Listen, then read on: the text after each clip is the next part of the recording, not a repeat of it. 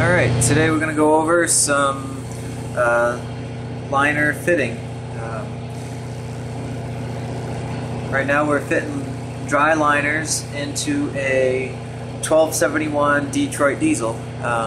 These liners, you bore out the block or you hone out the block if need be, and you fit them to the outside diameter of these liners. And to fit it, you want to make sure that you fit it to a size that requires very minimal pressure to push it down. Once you have it to that height, to that diameter, then you have to make sure that you have the right height.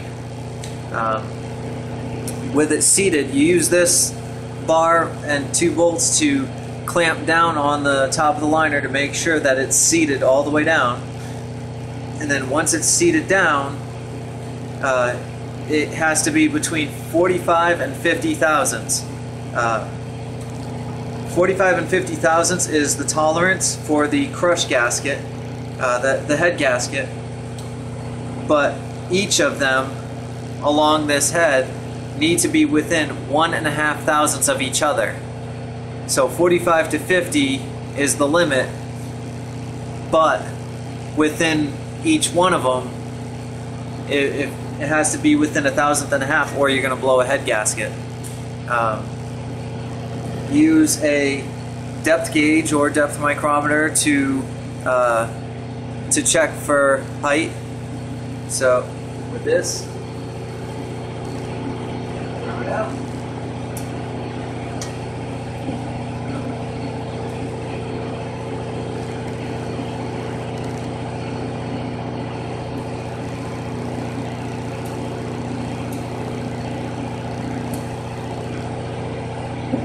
48 thousandths. We'll probably put a shim in there to get a good crush on it. You want 47 thousandths is ideal. Shims come in different sizes. These ones happen to be 2 thousandths of an inch. You can get them in 1,000th, 1.5 thousandths, 3 thousandths, 2 thousandths. It all depends on what you need. But that's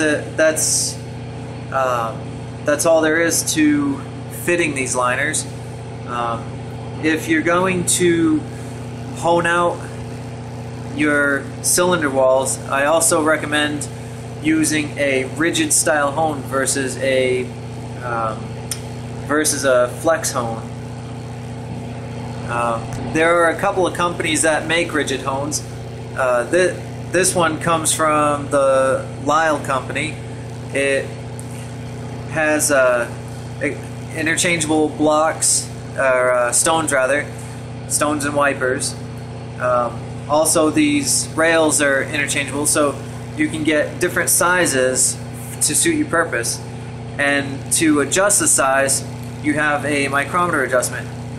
You rotate it, and then to a rough size, and then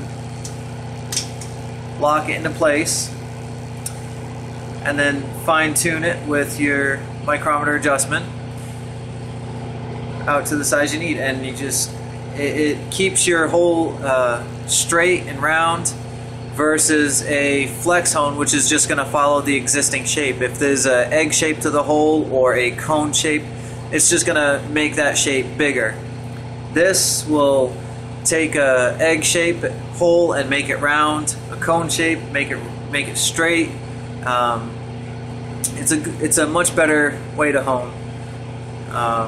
Bead hones, they'll deglaze or decraze, whichever you prefer to call it. Those work great for that purpose, but these work great for fitting a precise size.